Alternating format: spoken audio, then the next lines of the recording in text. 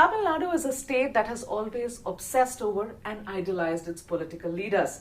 The Tamilian who is currently enjoying that cult status, the man whom many are referring to as BJP Ka Singham, is Mr. K. Annamalai, and he joins me now on my platform Inside Out to speak about a host of issues. Looks like you didn't like the introduction, Mr. Annamalai. What happened? I'm a very normal fellow, madam. Very normal guy, and I'm here in politics to break that cult. And unfortunately, the cult has spoiled Tamil Nadu politics for a pretty long time. And it has hidden a lot of fault lines. It has hidden a lot of issues that needs to be discussed. And the stardom and fan base, what it has done over a point of time, it has swept a lot of pertinent issues under the carpet. So Tamil Nadu is what it is now. It is only because of the cult status that people enjoy. So I am here to break it. So you see me, I'm sitting at middle of the night with you, same dress from morning till evening, and not bothered about my appearance also. Didn't even wash my face. I'm sitting in front of you. This has nothing to do with the cult status, Mr. No, so what I'm telling to you is, we want to break that persona and make sure that common man can come in politics, they aspire to be in positions of power and bring some change. Well, that's your story. But then how do you react, or when people use this title for you, BJP Ka Singham Anna, and that's what they're calling you, Singham Anna these days. How does Annamalai react It is to their that? love, madam. That comes from my policing life. So I've served about maybe 300 kilometers from where we are sitting. We are sitting in Hubli today. Yeah. Started my career in Udupi. Yeah. And the name Singham got attached to my working style from Udupi, which is long time back. It was very aggressive in my policing. So that traveled with me to Bangalore and now to Tamil Nadu. So I'm not really bothered with these names, madam, because at the same time, there are also tens of people, hundreds of people who scold me, who abuse me day in and day out. So politics is a profession, or it's a place where you don't worry about too many things, either adulation, and it's a cycle. Sometimes you go up, sometimes you come down. It doesn't matter to you? It doesn't actually matter to me, madam. Doesn't matter. If it matters, then what will happen is you will start attached to the results. And you get attached to the results over a long point of time, then you start reacting to others' opinion. And you don't reflect you as a person. So I don't get attached much. Okay, let me put it this way. You know, when Prime Minister Narendra Modi, when he was the serving Chief Minister of Gujarat, at that point in time, he was not at the national stage, but on that path. And I was there. I used to cover him in Gujarat. I was serving in Gujarat. At that point in time, when he started gaining popularity, wherever he used to go, the slogans would be, "Dekho dekho kaun aaya, Gujarat ka sher aaya." I am asking Annamalai, are you evoking the similar kind of sentiment in the people wherever you go? No, madam. The path that Modi ji took is a very unique path, very different path. So that is a path where all of us believe a common man can walk in the same path that Modi ji has laid for us. That is the belief system in which I have come into politics. Because I'm a rank outsider in a state like Tamil Nadu. If you look at the ecosystem that operates there, it's impossible for rank outsiders to survive. That is for first generation kind of people like me to get into politics and survive. But here, maybe my style is slightly different to the normal political style. I'm very open, very aggressive, in the face. I give it back. I am not a guy who will mince my words. So if there is some comparison, I don't know, madam, that is how I am. I was only asking about how people are reacting to Annamalai. Is it similar to how people were reacting to Narendra Modi ji when he was on his path to becoming who he is today? No comparison at all, madam. You are a senior journalist. I am a small man doing a very important work in Tamil Nadu for the party. That is how I believe, madam. I want to ask you, Annamalai ji, you trained as an engineer. Then you went to IIM Lucknow to do your management. Then you took the UPSC exam, became an IPS officer. Then you quit your police service to become a politician. What's next for Annamalai?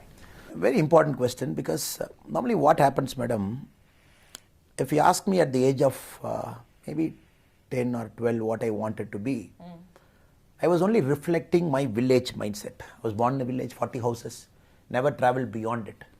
So 10th standard, I was very clear. I told my father that I'm not good enough to be a doctor. I will choose engineering because that is easy to study. That's how my life choices was. Where engineering? My friend took a seat in this college, I'll go to that college. That's how I went to a college in Coimbatore. Because not very ambitious, not very cutthroat, and not well planned. My life took a shape on its own. So engineering is the time where something I thought about myself. Okay, I've come to a big city, a lot of friends. Where were you in engineering? I studied in Coimbatore, PSG College of Technology. There is this peer group. That is the first time I made a life choice. I am not going to sit for a job. At that point of time, it's a big thing. Normally in engineering, you go, you find a job. I said, my life is incomplete. My education is incomplete. I don't want to sit for a placement, get a job and work for somebody. I told my parents that I'm not sitting for a placement. I'm going to take a break here. I'm going to assess what I want to do. And I'm not sure what I want to do with my life, but I've become very clear after engineering. But engineering is what I'm not going to pursue in the next 30, 40 years of my life. Okay. 1 year travel, work for somebody, 8, 9 months. Then decided that I want to do an MBA because I want to finish my education. I want to complete my education process. Maybe a technical education I've done. Let me do a general education also. Then MBA happened. First time you're traveling outside Tamil Nadu. Till then I've never traveled outside Tamil Nadu. I could have come to Bangalore one day for some industrial visit, come to Mysore maybe one day. I never knew how Delhi is. So came to Lucknow. So in for a root shock because I come from a very, a very conservative place where everything is well ordered, managed. So landing in Lucknow day one, going to my campus, I saw things very differently. Poverty, the value of 5 rupees, value of 10 rupees. So I still remember in the old Lucknow city, you get about 8 puris. I'm talking of 2008. The 8 puri, small puris they make and give. For about 6 rupees, 7 rupees you get at that point of time. I'm talking of 2008. And the first day in IIM Lucknow, the briefing was, be very careful when you go outside the campus because we were off Sitapur Road from the main city. It is about 30 kilometers, the campus is. Just be careful about your laptop, people might snatch. And when you go to the city, come back before 6 p.m. This is very new to me. And when you go out for projects to the Purvanchal side, the other parts of India, which I've never witnessed, never heard about, I could see what poverty is. I could see how people look at life, very different from how I looked at life. For me, okay, let me do an education, complete my education, probably start a company. That is how my life is. But there you see people struggling. Then you start questioning yourself. Maybe if I was born in a family in Lucknow, maybe if I was born in a family in UP, maybe if my parents are different, maybe by a roll of dice, I got born into a poor family. It might take 3 generations for me to escape that poverty trap. Just 3 generations. Since you are born in a good parents, probably below middle class or middle class kind of setting in a rural village where my parents put a premium on education, they pushed me to study. So level 1. Then I understood the concept of fate. So if I am not here, I am there, what would have happened to me? That is when the thought slowly develops at the age of 22, 23. So look at public service as an option. Give others the opportunity that probably you did not have, or probably millions of people in India are not having the same opportunity which you had. So then civil service. So I would always say, mind has to evolve. Nobody can say at 20 I made a life choice, I'm going to stick it till 60. It never happens. Never happens. You see more people, you interact, the world changes. India is changing. India was 2000 where India was, 2024 where India. Can anybody dream? I still remember P. Chidambaram ji in his last budget. What did he portray? He said 2044 will become world number 3 in terms of economy. We are doing it in 2028. So things are changing. So I would always say, maybe to reach politics, I took a longer path. Okay. I would say maybe that was the destination, but I took a longer path. I had to get into civil service, work for 9.5 years, then run a foundation. But nothing was planned, madam. If you ask me whether I wanted to be a politician, 100% no. Whether being a politician was in my thought, maybe 3 years back, 5 years back, 100% no. The day when I quit IPS, becoming politician was in my mind, 100% no. The day was very clear. I wanted to get back to my roots, start serving my people, not get into this fancy thing of climbing up the hierarchy. ASP was fantastic, SP was fantastic. Maybe Bangalore is okay because you're getting more into protocol. Yeah. I never enjoyed protocol-based jobs where you go to the airport, receive a VIP, take care of the security. I felt policing is not meant for it. Policing is meant to serve. Okay. Policing is not meant to serve the elite. That is when the decision was made that I have to get out. It's a time to get out. Okay. Maybe age is on my side. I can still get into grassroots work. And age is important because, madam, this is the time when you think bold and brave. So at 50 you quit. And you become a status quoist. You are very incremental in thinking. At maybe 35, 36, 37, you come out. You are very bold in your life. So that's the time I came out. Politics happened. I'm very open. Every time I keep telling, if Narendra Modi ji is not there, probably I'm not in politics. And since he was there, and maybe 10 years of glimpse he gave from 2014 to 19, 5 years he gave a proper glimpse that this is possible, and it gave courage for a common man like me. Okay, it is possible. Maybe politics is not taboo for people like me. And politics is not meant only for dynasts, or politics is not meant only for the money-minded people. So that gave me a courage. Why Tamil Nadu, my home state? I have to go there. I have to do a lot of course correction that my state has undergone in the last 70 years. I believe what we do is a civilizational work. Results might not come immediately. I'm okay with it. We are okay with it because this is a state where you are undoing a lot of work that has happened over the last 70 years. That work is not in the right spirit and right form. And what we do is a civilizational duty, and we put a lot of hard work. And every election is a barometer, and every election we move the milepost one step before. And the day when Tamil Nadu gets corrected, a proper, what you say, a spiritual politics comes in, a politics where common man is given. Spiritual politics. What is spiritual politics? Okay, ma'am. Ours is a state where, if you look at politics, the religion is completely taken, is sucked out of politics. In the sense, if you look at the Dravidian model, it believes in no God model. You say Dravidian politics means there is no God. And that percolates down to every single sphere. So what happens over a point of time, the political leaders start abusing people's faith. And you cannot have a political system where you suck spirituality out of politics. I take spirituality out of you or out of me. I'm no more a human being. I'm just a body. And you got to have, you believe in what you believe. You believe in a process, you believe in a God, you go to a mosque, you go to a church, you go to a temple, that is your business, man. I don't care. But you have to believe in something. So that spirituality is sucked out of Tamil Nadu politics. You want to bring it back? We want to bring it back. I am very open, very clear that spirituality has to come back. And spirituality has to be a part of the political discourse. And you cannot keep hearing this, I am going to abolish Sanatana Dharma, I am going to do this. What happens is, you do it, you are not reflecting the social aspiration. The society is spiritual in nature. Every day, at every home you go, you meet your mother, meet your sister, meet somebody at home. They are very spiritual in nature. The bonding between a father and son is spiritual. The bonding between a parent and their parents is spiritual. The whole life is spiritual. You cannot suck it out and say that, no, my politics is spiritual. So we want to bring it back. And second, we want to bring common man into the center of politics. The cinema culture, it's fine. I'm not blaming anybody for it.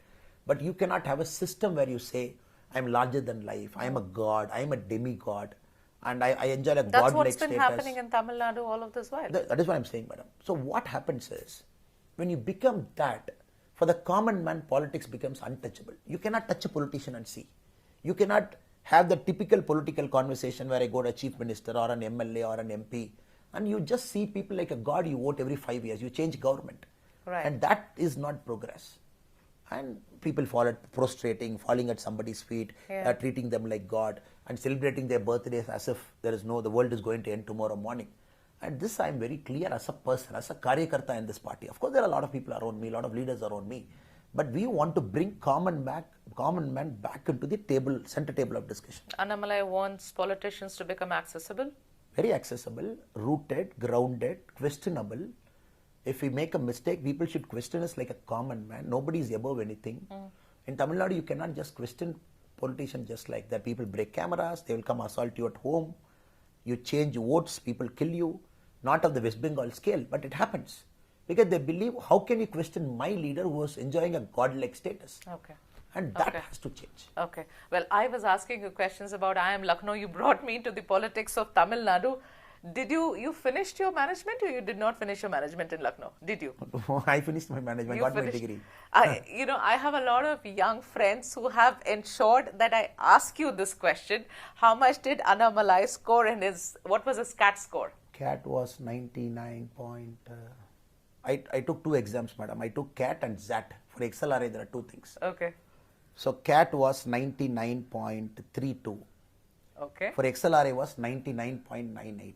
And you decided to go to IIM Lucknow? Decided to go to IIM Lucknow because IIM Ahmedabad did not give me an interview call. My max percentile was not 98. You had to have a 98 cutoff. Okay.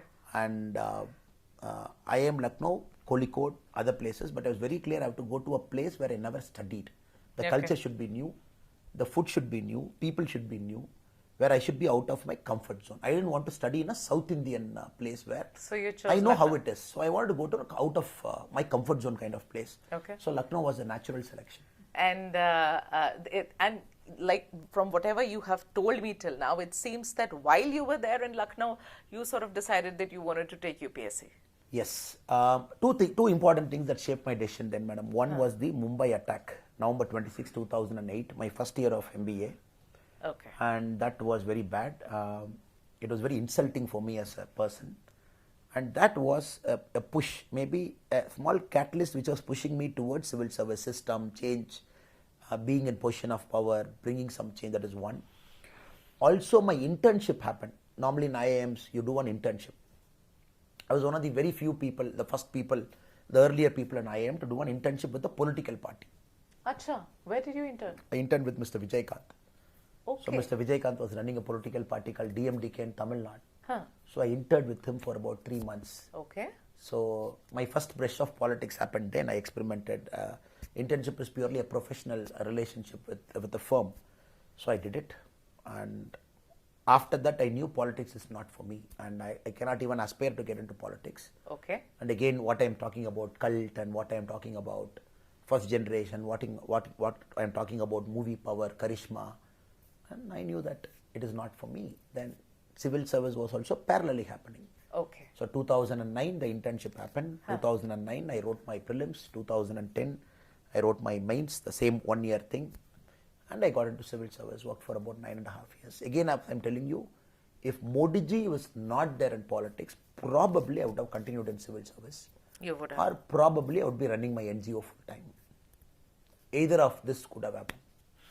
Annamalai, you are somebody who has been changing your profession frequently, and right from being an engineer to going to a management college to getting to UPSC to becoming a politician.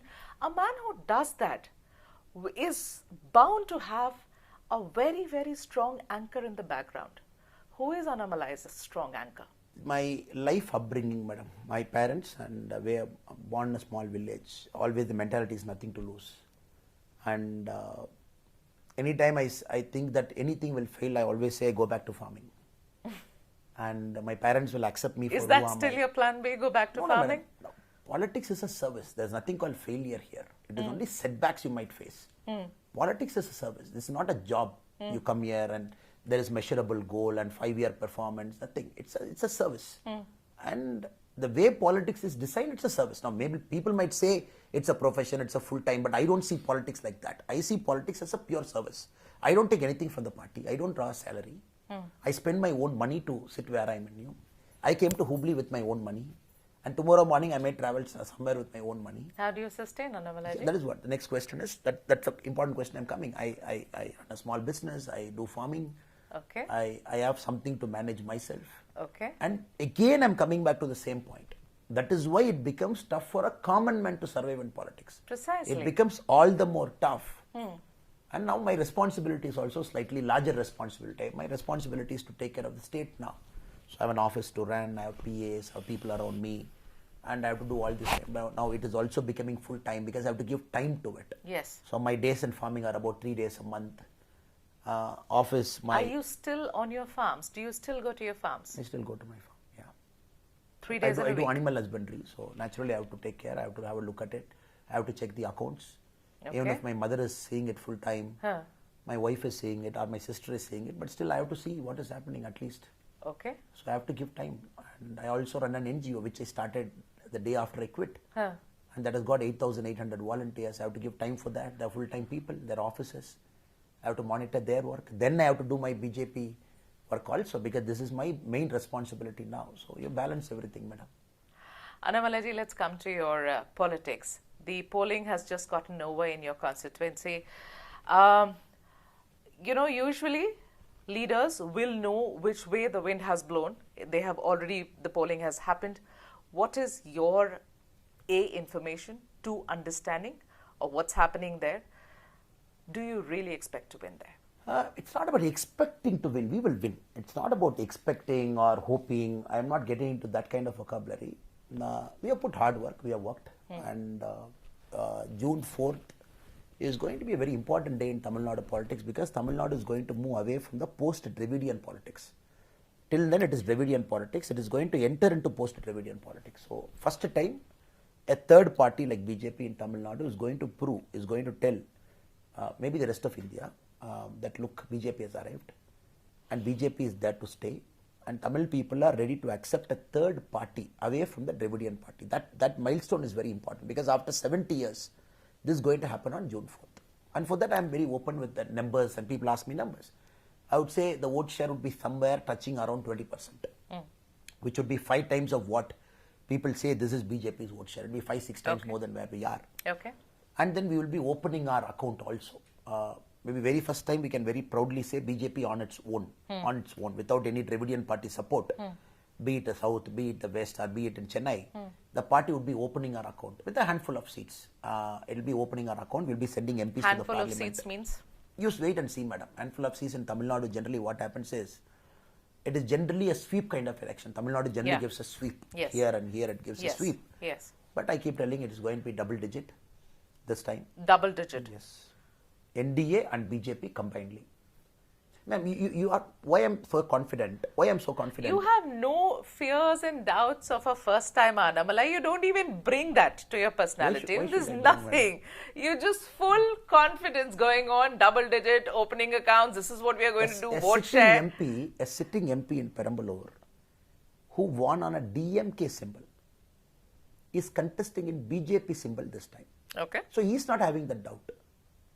He's not having that doubt. He could have safely gone with any of the Dravidian party and contested in their symbol, either a rising sun or a two-leaf symbol. He could have contested. He had choice to pick that. He doesn't have doubt. He is contesting a sitting MP in our symbol. So because people are reading the ground, they know which way it is going. This is an era after Jayalalitha and after Karunanidhi ji. That new era has come. And Modi ji has made serious inroads into Tamil Nadu, very serious inroads. And I am saying you because I am going to get accountable on June 4th, and you will ask me, you will call me. What happened to your number? Are you reaching 20%? What happened to the seats? What happened to South and West? So I am extremely confident because we have finished a 8-month long yatra. We have traveled. We have covered a lot of kilometers. We have met lakhs of people. We have spent time at the ground level. We know what people are thinking. And of course, I know, ma'am, it's a very tough state. You are taking on 2 parties, money power, muscle power, everything is there. Despite everything, I am giving you a very honest assessment. This will happen on June 4th. How much is riding on Annamalai? Ma'am, I am like a water on a lotus leaf. So you put burden on my shoulder, then it is going to pull me down. I don't see anything as a burden. I see it as a responsibility. The party there must have been some internal assessment. Party must have set a goal. Ki bhai Annamalai ji, you're the president of the BJP in Tamil Nadu. These are so many seats that we expect to win in these places. Madam, anything that we talk is based on a realistic model, on an assumption, on a very practical viewpoint. So we know where we are, where we have to go, and what work we have put, and we have to reach there. At the end of the day, politics is also science in a way.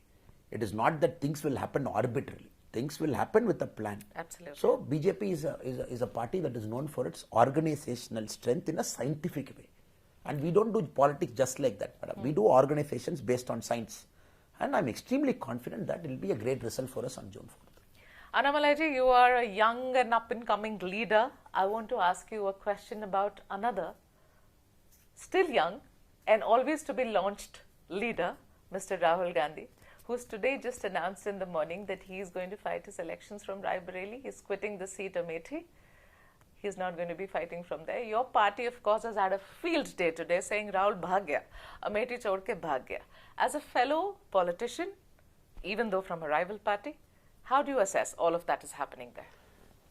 The distance between Raebareli to Amethi is not long. It's 62 kilometers. I checked in Google today morning. Out of curiosity, I Googled Raebareli to Amethi, how far he has gone.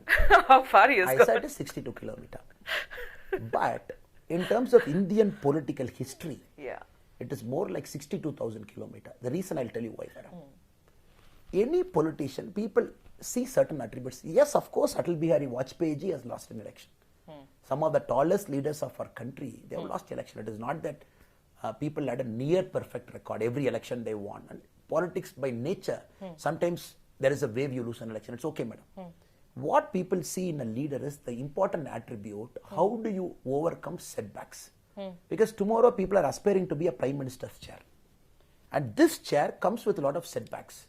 Economy is not growing, there is a World War III brewing, there is some powers at fight, there is a two-prong attack of China and Pakistan. Now Rahul Gandhi ji is not able to handle a simple election. how is he going to handle the burden of that chair? And that too on the last day. You imagine when? Last day morning, early morning, they release a statement saying, Ray Bareli, this is the candidate, Amit, this is the candidate. Then private jets wait for you. Then your family boards the private jet. You land there. Then you go there 2 hours before the nomination, you give a nomination. So these are not qualities of a leader. So today, what Congress has done, it has taken its seats to less than 50. Less than 50 is what Congress, you see phase 3, phase 4, phase 5, phase 6, phase 7. You just see this 5 phase. Congress has shown, oh, we are not a serious political party. We don't have a serious leader. If Rahul Gandhi ji is saying today, okay, let me go to Amity, let me fight it. Yeah. I lost there, I am going to take the bull by its horns, I am going to fight it. That I would give certain marks to say, exactly, that is a quality of a leader. Yes. Ray Bareli, what madam? 1952, Feroz Gandhi. Then Indira Gandhi madam. Then Arun Nehru. Then Sonia Gandhi madam. So maybe they lost once after the emergency election, they lost once. Gandhi lost once, they lost one more time. Continuous 1952, it's a so-called safe seat. Wayanad, when Rahul Gandhi ji was campaigning, I was in Wayanad. I was campaigning for our candidate Surendran ji. What did Rahul Gandhi ji say? Look, Wayanad is my family. I will never leave the family. Then we were telling, please commit. Before Kerala votes, a honest leader, an ethical leader should commit. I am going to fight 2 seats. There is nothing wrong in fighting 2 seats. I give it to you. But be honest about it. But he did. There is nothing called, you say Kerala is my state and you are my thing. You just don't commit. Till last day you keep waiting. Last day of nomination you go. This shows the moral bankruptcy of Congress. So people, whatever little, maybe 5% they add on Congress has become zero money. I am challenging you, madam. You are a senior journalist. You take my word. You count just Congress seats from today till phase 7. Okay. You just count. It will be in single digit or maybe it might be in early a double digit. They will go below 50. You are saying from third phase to phase 7? Let's count. Who will vote for a Congress party, madam? When you project somebody as a leader, this is how you put a nomination. This is how you go to Ray Bareli. Last day of nomination you go. And the whole of South you are building a narrative for the last 2 years. Congress is there, I am going to do it. And then suddenly, okay, next assumption. Can Rahul Gandhi ji tell tomorrow morning which seat he will resign, assuming he is going to win both? Madam, you cannot operate politics on double standards. People are intelligent, people read through you. Tomorrow morning, what will he resign? Is Wayanad, if he is resigning Wayanad, should go for a second election? Or is resigning Ray Bareli, who will contest again? Is Priyanka Gandhi ji going to contest after he wins and resigns? So he has created more confusion by the choice. Amethi, you go contest the second seat, that's a different argument, a different narrative. Correct. But you contest Ray Bareli after assuming you are winning both seats. What are you going to do with the second seat? So this is the confusion a party operates. So can we give 142 crore people's life to Congress party to decide my fate after they come to power, if at all they come to power?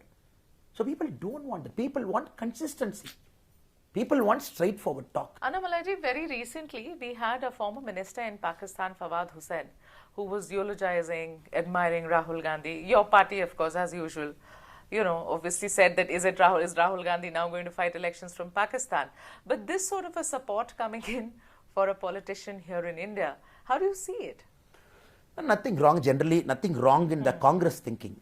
Generally, they look for this appreciation from the Communist Party of China. They have done it previously also, and maybe Congress believes Pakistan is not an enemy state. You will not believe the India alliance. The day Modi ji was in, I think Modi ji was in Thiruvananthapuram the day before. He unveiled the 4 astronauts of our country, and next day he was in Tuticorin. So the DMK minister issued an ad. Because Modi ji was opening a satellite launch center. So he put a vehicle and he put Chinese flag. We saw then that. We complained. Kanimali Karunanidhi ji's daughter, who is an MP, she came and defended. China is not an enemy state. What is wrong in putting a Chinese flag? For them, Pakistan is not an enemy state. China is not an enemy state. And anybody giving an appreciation from there, they think it is an added credit to them. So people of India are watching. This could be a small-time politician in Pakistan, a former minister giving it. But this reflects the establishment viewpoint. They know for sure, neither China nor Pakistan wants Modi ji in power. It's a given. Why would they want a strong prime minister sitting in India when there is a neighboring state? Yeah. So people of India are reading. I'm not going to elaborate much on this, but a voter is very, very conscious. We might say a voter is a poor voter is a rural voter is a not an intelligent voter in terms of degree, but a voter is a smart voter. So they are very clear, they read through all the signals. So whatever Pakistan, China and the ecosystem which is going to operate, including George Soros from different parts of the world, they say democracy is under threat, this have to come, whatever narrative they build, be it the global magazines, whatever articles, front page, they columns, they keep writing.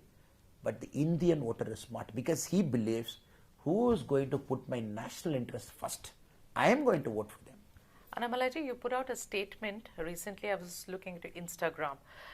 You said the Congress is harboring terrorists. This was in reference to Prime Minister speaking about the blast in Rameshwaram Cafe in Bangalore. The Prime Minister said that the Congress did not take it seriously. First they said it was a cylinder blast, etc. And Prime Minister talked about Congress surrendering to anti-national elements. But you put out a statement that Congress is harboring terrorists. Not an extreme statement? You don't think so? I'm just wondering what exactly is that statement. Do you have the statement in hand, madam? I don't have it in hand, but I read it on your Instagram account. Okay. And you wrote that. Generally, what happens is, madam, I don't think that is the statement I would have exactly put, but I would have said Congress is appeasing terrorism. That is the general comment I always put. And if you have my Instagram, maybe if you have it, I would like to have a look at it. But be it the ISIS cylinder module blast in Coimbatore or be it the Rameshwaram blast, it is a very clear-cut case.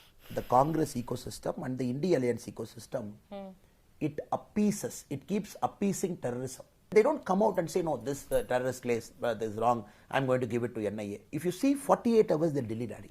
They say, no, it's cylinder blast. Don't vilify a particular community. We don't have evidence to say it's a terror blast. So 48 hours, they'll take this narrative. Coimbatore, an ISIS module is busted by NIA.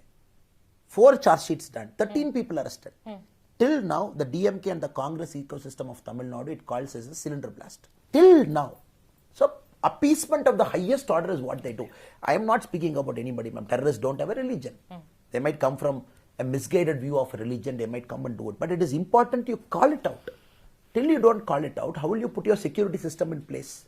So, their appeasement, whenever they come to power, is always at an all-time high. Okay. Annamalaji, we are, sitting in North Karnataka. We are here in the state of Karnataka, and very recently, Karnataka was hit by this entire sleaze tape thing that has happened. Your a party that is in alliance with your party. Okay, a lot of criticism coming the way of the BJP. Also, the Prime Minister specifically to say, Rahul Gandhi has now been saying in his speeches that the Prime Minister was canvassing for a mass rapist, that the Prime Minister is responsible for Prajwal Ravana to be fleeing the country. He's not here anymore.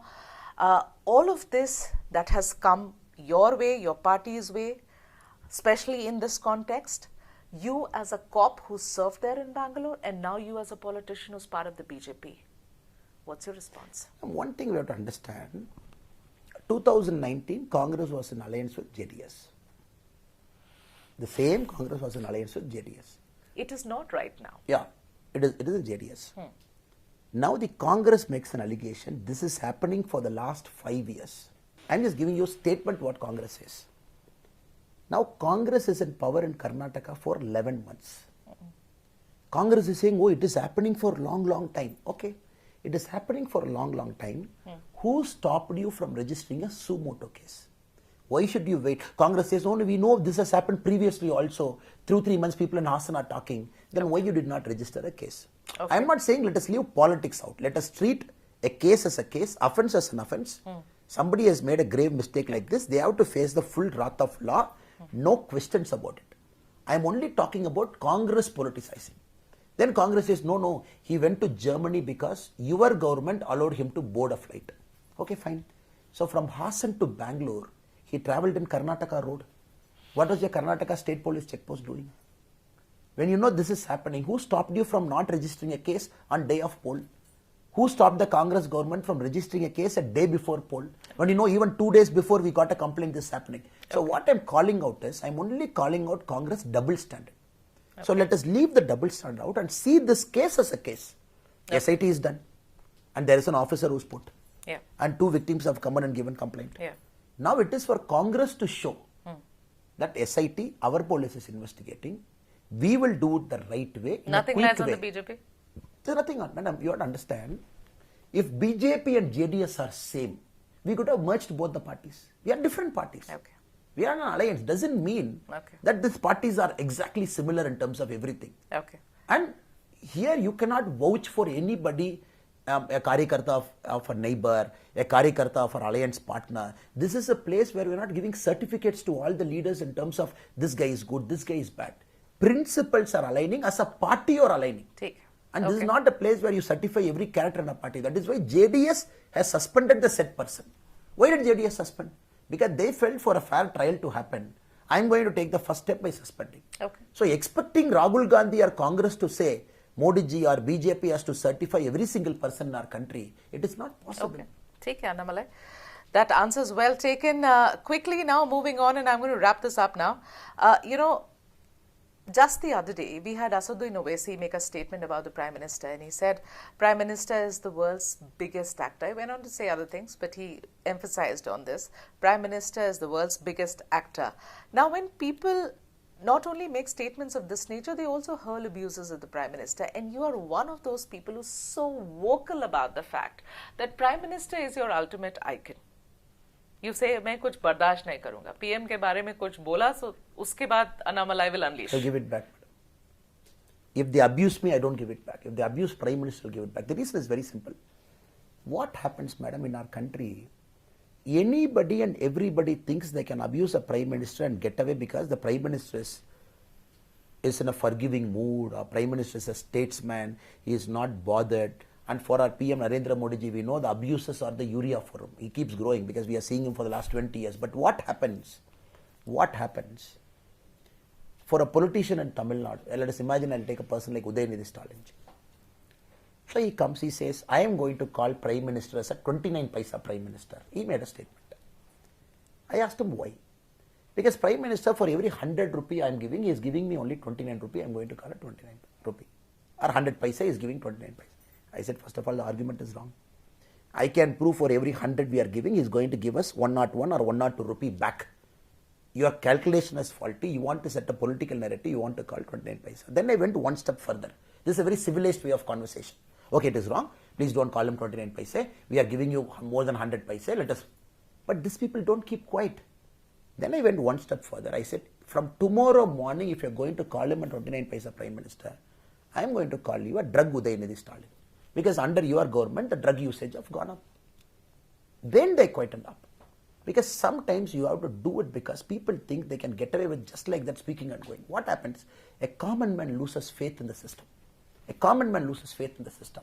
This kind of audacity with which a politician can speak anything and get away, in our country like US, you can't put a libel suit or you can't put a criminal defamation. It takes ages. It takes ages in our country. And Prime Minister is least bothered with abuse. He is one Prime Minister in our country, almost exactly a statesman, is least bothered with what people talk about him in the opposition. He doesn't even give it back. He just forgives and move on. But we are not willing to forgive. Okay, you think Prime Minister doesn't give it back? Prime Minister gives it back in a very civilized and polite way. He is a statesman. He is a world leader. Let him give it civilized and polite way. But we are not here to give it the civilized and polite way. Okay, all right. Since we are talking about the Prime Minister, Annamalai ji, the reason, and I'm sure everybody's asked you this question, but let me ask it too. Recently, when Prime Minister was speaking to ANI, the only one person he actually does make a mention of is K. Annamalai. He talks about your background, he speaks about your IPS service, he says you are such a dedicated worker of the party and you're a young, bright leader, right, rising in the party. What goes through the heart and mind of Annamalai when he hears the Prime Minister speak about him at a national stage, nobody else but Annamalai? My mind is blank, madam. I have to keep my mind blank. I am not speaking like a yogi, I am not speaking like a pandit, I am just speaking straight from the heart.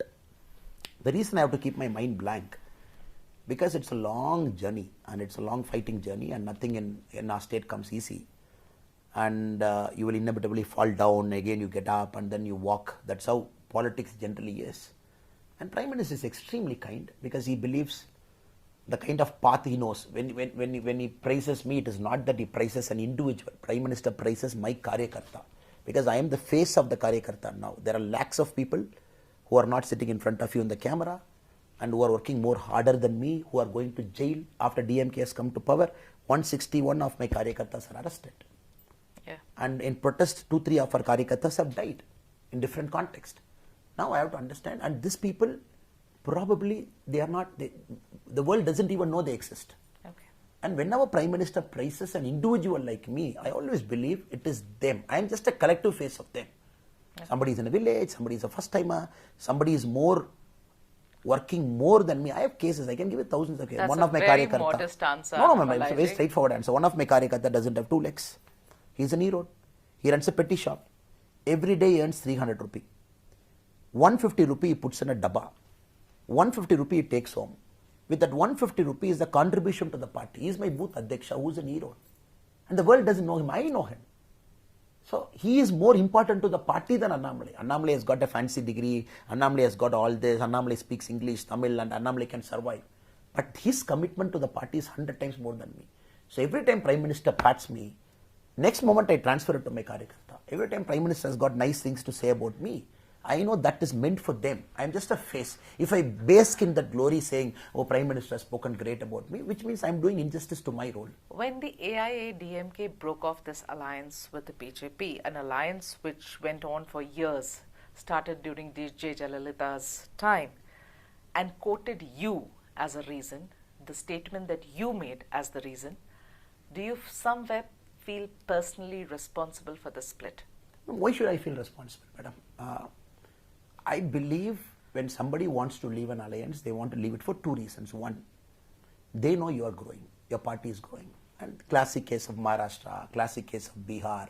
If you look at different parts of India, a BJP has to eventually grow, and BJP has to eventually grow more than the alliance partner. That's the nature of politics. When a party, you are in alliance with some party, 2 parties, A and B.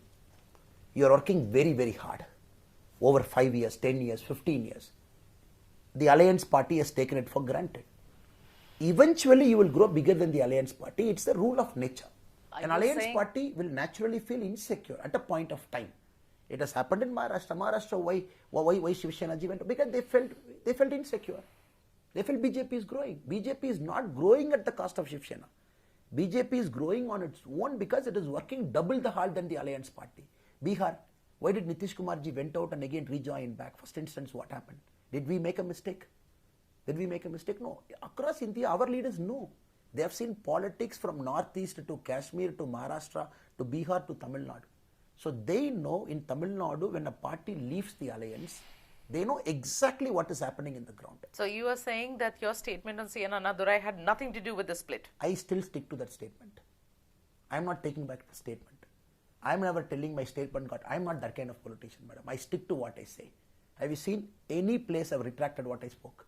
I am not that kind of political fiber. I don't want to be a wholesale of politics to say, I am sorry, it got misquoted and I didn't mean it, I meant this. I meant every single word of what I said. But you are saying that your statement, you are now suggesting and telling me that because you are a party that is growing, that made AIA-DMK insecure, and that is why they split. It had nothing to do with the statement you made. If you think because of statement alliance is broken, tomorrow morning, that's what they said. Tomorrow morning I say, oh, ADMK is the greatest party in the world. It's a brilliant party. It's a nice statement. Will they come and join back? Your logic of saying, because you made the statement, they went out. Tomorrow morning, I am not making that. No, ma'am. Your logic. They said it. I'm sorry. They said it. Yes, madam. Huh. Tomorrow morning, I'll say nice things about them. Will they join back by 6 p.m.? We have to understand statements will never break or make an alliance, madam. It is they took a calculated call. So, okay, after breaking our alliance, what did ADMK do? They went and aligned with the SDPI. What is SDPI? It's an arm of PFI. Yeah. And the SDPI state president was raided by the NIA some time back. So, the chickens are coming home to roost. Okay. They know what exactly you mean. And people read through it. That is why I'm challenging, madam, June 4th is going to be a post-Dravidian political era because BJP has created that space and opportunity, it will happen. If it's going to be a post-Dravidian colonial era, are you the man who is going to turn the fortunes of the BJP around, Mr. Annamalai? I am a small Karyakarta, madam. For me, Deepak and E-road, who says 150 rupees in the dabba, I work for people like them. I work for people like Modi ji. I know in this long journey of mine, the next guy will come, probably they'll do 10 times better than me in front of me. Then I have to gracefully exit and give them that chair and work as a karyakarta under them. That's how this party functions. I am not invincible. There are thousands of better people than me who are waiting for an opportunity. I got an opportunity at 38. Okay. The party, for a rank outsider like me, no immersive nature in politics, they took a bet and risk on me. That is unlike, nobody will do it. Nobody will do it. I am a cop. Which cop has survived in politics? They say, oh, police mind. Hardly any. In police mind, how will you survive? This party has bet on me. It has betted on me some time back. So if Annamalai makes it this time, right, your first time, if you make it to the parliament, does Annamalai see himself playing a very important role in the centre? Madam, I have to represent the voice of Tamil Nadu. Like me, whoever is getting elected from BJP, you have to represent. If you have to be so politically correct in all your answers and give no direct answers to my direct questions, Annamalai ji. Madam, you don't understand, madam. It is the party that tells me you do this. Are you ambitious or not? I am not ambitious. You're not ambitious. I am not ambitious. You don't want to become the Chief Minister of Tamil Nadu. You don't want to become a cabinet minister in the centre. What do you want to do? Madam, I am Please here. don't give me the same answer of serving the people. I am here for bringing political change in Tamil Nadu. Very simple. Okay. So like a horse with blinkers on, I am moving towards it. And that political change is a civilizational revival. And for that, chief minister is just a designation. If there are thousands of people better than me in the party, they will do that job. I will work under them. Okay. Because for me, this goal is very clear. This is not very power push. If I'm looking at power as an option, the choices I would have made after I resigned would be very different. Okay. So for me, power is not an option, madam. It is not. Maybe it is a gateway to something we want to achieve. Okay. So I am not. That's not your goal. 100% not. Not your goal. Let me, in the end, ask Annamalai, who is so aggressive all the time, many a time restless. How does Annamalai unwind? What do you do in your free time? You have a hobby or something? What do you do? I read a lot of books. I play games. I play with my children. I walk. I trek. I do a lot of things which is away from media. So people think I'm all the time working. So I'm not. That's so not I the take case. very strategic breaks. I know when to unwind, when to relax. Okay. And yes, madam, I'm very spiritual in nature. I do a lot of spiritual trips also. Okay. And Annamalai ji, you know, you have now become an icon for a lot of young people. I mean, that's a compliment. Take it whichever way you want to. And these young people who are looking at you, Annamalai ji, and your trajectory in life till now, what is the message for those youngsters here?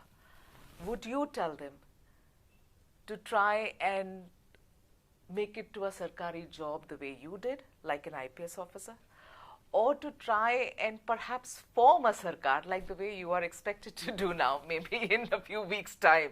What's the message for the youngsters? What should they take away from the life of Annamalai? Very small life I've lived, madam. But one thing, if I look back at my 13 years of my life, I would say hard work, never ever sacrifice it.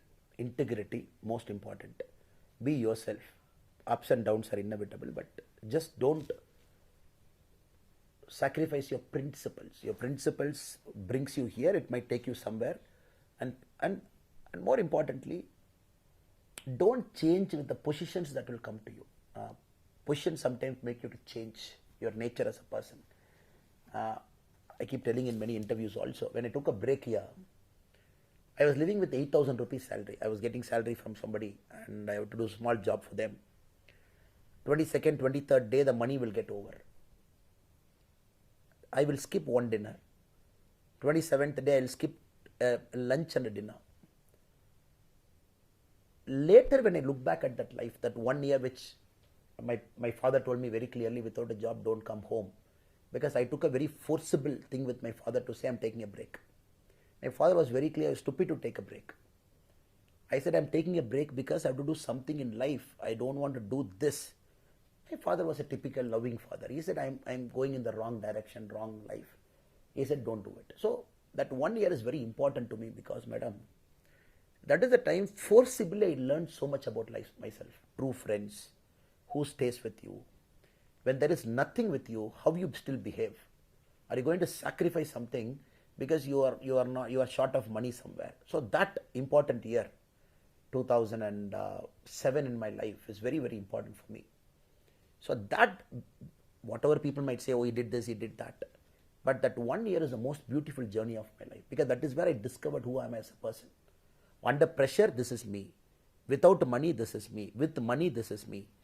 And no job, this is me. So that I know what I am. So you put me in any pressure, nobody can break me because I've seen the worst in life. I've gone through the worst in life. And I've made some of the toughest decisions in life because I have to follow my karma, the path my heart tells me to follow. Nobody can resign from IPS, madam. Impossible for a person like me. Must have been a tough decision, Annamalai ji. Of course, your wonderful wife who's supporting you, father and mother supporting you. It's a different argument, madam. But you are there, you achieved something in life. You made a mark in the state. And you never put a single foot wrong in Karnataka. All my policing 9.5 years, if you check, I never put a single foot wrong. All the time I was in the right place, doing the right things. I was ramrod straight. There you are quitting. I am not quitting because I had some allegation there that I want to go there. No. You wanted to quit because I said this is the time you bloody quit. Because you don't quit it now, you are not going to quit it anywhere. So what I am trying to say, madam, I want people to see that also. Have conviction, hard work, integrity. Sometimes you got to go through this. I still remember there is this, a very beautiful Japanese author's line, I read it long time back. Inevitably you have to go through a hurricane. But feel grateful you have come out of hurricane because the person who entered the hurricane is different. The person who have come out of the hurricane is different. Absolutely. But you have to go through it. With youngsters, I keep telling you, got to go through it. You got to push yourself. People say, no, I want to do IAS, but can I work and do it? Can I do this and do it? Can I do this and do it? I said, look, you have to do it full time. And you know that you are going to go there. Why do you want to put one leg there, one leg there? No, if I do it, what will happen? We will see what will happen after 1 year. So let us go through it. If nothing is happening, still that 2 years have made us very hard as a person. It has made us to discover who we are as a person. So my only request to any youngster who's watching this, who's trying to see where my life has taken me, I'd only say hard work, integrity, and never ever sacrifice yourself as a person. Don't change because the positions might keep changing. Today I am a state president. Maybe tomorrow morning I'll be something. After June 4th I'll be something. I could be anything. But whatever it is, you should be the same person. With positions you keep changing, your relationship with public changes, the way you treat your colleague changes, or the way you talk to your driver changes, or the way you talk to a watchman changes, or the way you talk to the hotel, the person who's giving you food changes. And every time it has to be the same. That is the single biggest lesson we have to learn in life. Life keeps giving us that opportunity to learn that lesson. But many a time we don't learn it. Then what is the point of becoming an IAS officer? My question number 2 is, you want to become an IAS officer, fine. But you become an IAS officer, you change yourself as a person. There's no point in becoming an IAS officer. So this I would request all youngsters to stick to it, go through this tough path, because there is joy in it. When we are original, when we are not mincing words, when we are true to everybody, then there is a joy in that originality, because you are not faking. Okay. People can say, oh, this is Annamalai. Okay, right or wrong, 1, 2, 3 good things about him, 2, 3, 4 bad things about him. I want people to know exactly when they talk to me who I am as a person. Okay. And people should not get, oh, he will change stance. And you asked about Annadurai ji, oh, he might, after 6 months, he might say this, or after 1 year. No, I don't want to be like that. I take responsibility to what I speak. I take responsibility for my words.